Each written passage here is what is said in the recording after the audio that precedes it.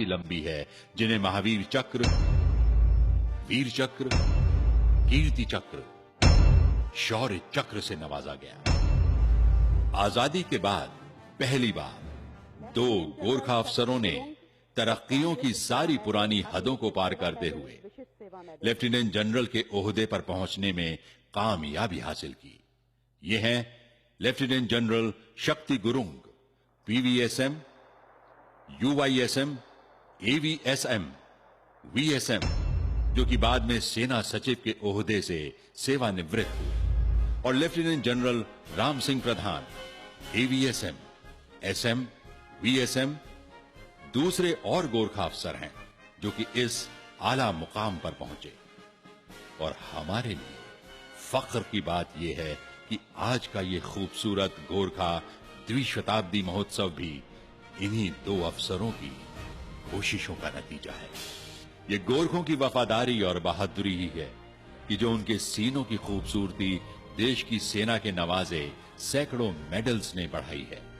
गोरखों की बहादुरी ही है जिसने हिंदुस्तानियों के दिलों पर ही नहीं बल्कि शायरी के कलाम पर भी कब्जा किया है और उन्हें ऐ मेरे वतन के लोगों जैसे मशहूर नज्म में भी मुकाम दिया।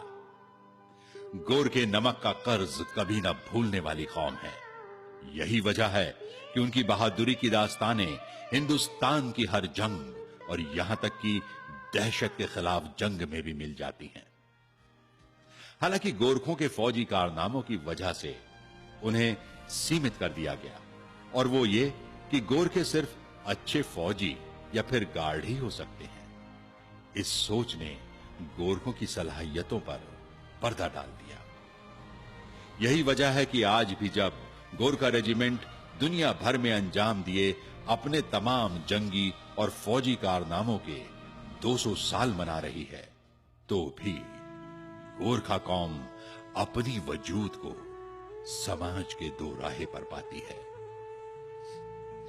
आज भी गोरखा को हर रोज देश के किसी ना किसी कोने में, जो कि उसका अपना घर है, उसमें न सिर्फ अपनी पहचान के सवाल का सामना करना पड़ता है बल्कि गैर बराबरी के एहसास से भी दो चार होना पड़ता है। और आज भी गोरखों को समाज की मुख्य धारा में लाने के लिए खासी कोशिश करनी पड़ती है। एक बहुत आम सोच ये भी है कि गोरखे नेपाली हैं क्योंकि उनकी जबान, तहजीब और साहित्य नेपाली है। इसी वजह से गोरखों के वजूद पर ही सवालिया निशान लगे रहते हैं, जबकि नेपाली जबान हिंदुस्तान की कई राष्ट्रीय भाषाओं में से एक है और नेपाली बोलने वाले गोरखे भी वैसे ही हिंदुस्तानी हैं जैसे कि हिंदुस्तानी बंगाली बोलने वाले बांग्लादेशी नहीं और उर्दू बोलने वाले पाकिस्तानी नहीं और तमिल बोलने वाले श्रीलंकन नहीं हैं। गोरखे खालिस हिंदुस्तानी हैं। पूरे हिंदुस्तान में 10 मिलियन यानी 1 करोड़ हिंदुस्तानी नागरिक गोरखे हैं। उत्तराखंड की कुल जमा आबादी का 12% गोरखे हैं। गोरखों की राष्ट्र निर्माण में योगदान की तमाम कहानियां कही ही नहीं गई। हजारों गोरखे देश के हर कोने में, चाय के बागानों में, कुनैन की खेती, तेल के कुएं, कोयले की खानों में काम करते मिल जाएंगे। ना कोई जात पात की बहस, ना ही किसी तरह का झगड़ा लड़ाइयां, बस सादा जिंदगी और ऐसी मेहनतकश कि अपने आप में एक किस्म की पहाड़ी फौज का वजूद रहता है और आज भी वजूद के उसी पुराने पायदान पर है जिस पर हिंदुस्तान की बढ़ती जीडीपी का कोई असर नहीं। अब देखें ना, खड़क सिंह बिष्ट का नाम आप में से कितने लोगों ने सुना है? खड़क सिंह बिष्ट भी एक देहरादून के स्वतंत्र सेनानी थे जिन्होंने गांधी जी के साथ दांडी यात्रा में भाग लिया था। खड़क सिंह बिष्ट पहले गोरखा स्वतंत्रता सेनानी थे। और मेजर दुर्गामल का नाम? मेजर दुर्गामल देश की आजादी के वो जंगोजू थे जिन्हें अंग्रेजों ने फांसी के फंदे पर लटका दिया था। आज भी देश की पार्लियामेंट में उनकी मूर्ति कुर्बान होने वालों की याद दिलाती है। कुछ ऐसे ही नामालूम दास्तां हैं मौसीकार राम सिंह ठाकुर की, जिनकी कंपोज किए आईएनए का तराना कदम कदम बढ़ाए जा आज भी हिंदुस्तानियों के दिले जुबान पर राज करता है। अब यही तराना इंडियन आर्मी का भी है। राम सिंह ठाकुर ने ही आजाद हिंद फौज का कौमी तराना सब सुख चैन कंपोज किया था। उत्कल बंगा चंचल सागर विंद हिमालय नीला जमुना गंगा, तेरे नित गुण गाए तुझसे जीवन पाए, सब तन मारे आशा सूरज बनकर जग पर चमके भारत नाम सुभागा। जय हो जय हो जय हो जय जय। सोचिए, आमतौर से कितनों ने अरी बहादुर गुरुंग का नाम सुना होगा, जो कि हिंदुस्तान की संविधान कमेटी के एक अहम मेंबर थे। तो क्लासिकल डांसर में सरे फेहरिस्त रहने वाली मशहूर और मारूफ पद्मश्री सितारा देवी और गोपी किशन भी गोरखा थे। हुआ ना ताज्जुब? अच्छा, तो और सुनिए, मुंबई के मशहूर पेंटर लक्ष्मण श्रेष्ठा भी गोरखा हैं। अब आचार्य बालकृष्ण का क्या तारुफ कराया जाए। उन्होंने तो हिंदुस्तानी आयुर्वेद को सारी दुनिया में पहुंचाया है। तालीमी मैदान में भी गोरखों का कम योगदान नहीं रहा। उत्तराखंड का मशहूर कैम्ब्रियन हॉल की बुनियाद श्री शशि शमशेर जंग बहादुर राणा ने रखी थी, और फिर उनकी रानी साहिबा ने उनकी मुहिम को आगे बढ़ाया, और आज यहीं से तालीम पाए लोग आर्मी जनरल, एयर मार्शल, उद्योगपति, शिक्षाविद, मशहूर कलमकार और आला किस्म के व्यापारी बन रहे हैं। आज हिंदुस्तान के सभी राज्यों में सिक्किम को सबसे ज्यादा प्रगतिशील राज्य माना गया है। इस राज्य के चीफ मिनिस्टर श्री पवन चामलिंग किसी तारीफ के मोहताज नहीं है।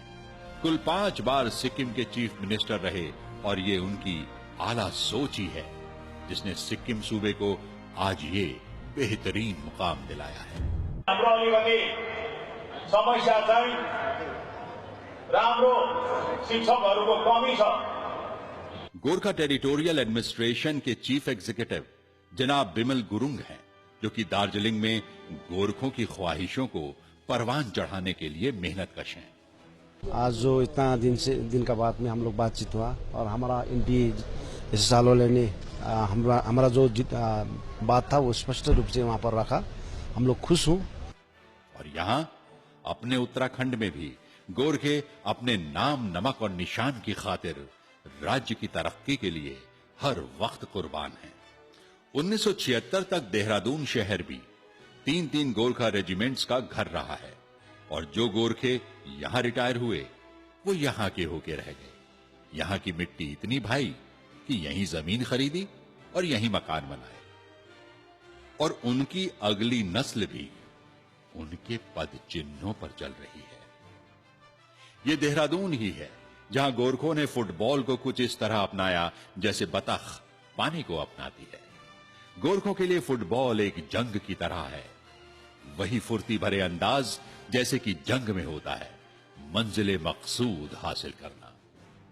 1950 तक पहुंचते पहुंचते गोरखों की फुटबॉल के कारनामे कोलकाता तक पहुंच गए, जो बाद में फुटबॉल क्लब का मक्का बन गया। ये सारे फुटबॉल प्लेयर्स देहरादून के ही थे, जो कि फुटबॉल के महारथियों के नाम से जाने जाते हैं। इनमें से ज्यादातर प्रोफेशनल फुटबॉलर थे, जिन्होंने ईस्ट बंगाल क्लब और मोहन बागान क्लब से फुटबॉल खेले, और हिंदुस्तान की टीम में भी अपना मुकाम बनाया।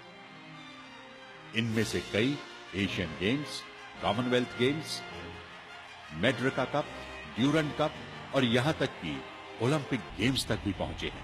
चंदन सिंह रावत, वीर बहादुर गुरुंग, राम बहादुर, अमर बहादुर गुरुंग, उपेंद्र सिंह रावत, श्याम थापा, सीबी थापा को कौन नहीं जानता, और आजकल सुनील छेत्री को सभी जानते हैं।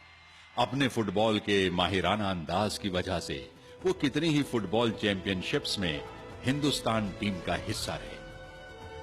गोरखा सिर्फ फुटबॉल के ही महारथी नहीं थे, बॉक्सिंग में भी उन्होंने अपनी खासी पहचान बनाई है। जैसे कि पदम बहादुर मल ने हिंदुस्तान को एशियन गेम्स में पहला स्वर्ण पदक दिलवाया था और इन्हें अर्जुन अवार्ड से भी नवाजा गया। इसी तरह हरि सिंह थापा को बॉक्सिंग के लिए द्रोणाचार्य अवार्ड मिला। दोनों खिलाड़ियों को उत्तराखंड लाइफ टाइम अचीवमेंट से भी नवाजा गया। 2005 में सोम बहादुर थापा ने कॉमनवेल्थ गेम्स में सोने का तमगा हासिल करके देश और गोरखों का नाम रोशन किया और अभी हाल ही में शिव थापा ने ओलंपिक 2016 के लिए क्वालिफाई करके ऐसा करने वाले सबसे नौजवान बॉक्सर होने की खुशी मनाई। दौड़ के मैदान में भी शिव कुमार श्रेष्ठा क्रॉस कंट्री चैंपियन हैं और इसी तरह मकबूल हैं मैराथन रनर रोशनी राय, जिनके सर अकेले ऐसे भारतीय होने का सेहरा जाता है जिन्होंने 89 किलोमीटर कॉमरेड मैराथन पूरी की। खलंगा की दौड़ भी उन्हीं की सरपरस्ती में की गई है। चलें अब गोरखों की कुछ तीरंदाजी की बात हो जाए। अर्जुन अवार्ड से नवाजे जाने वाले तरुणदीप ने 2011 के एशियन गेम्स में चांदी का पदक हासिल किया और इसे जीतकर हंगामा कर दिया।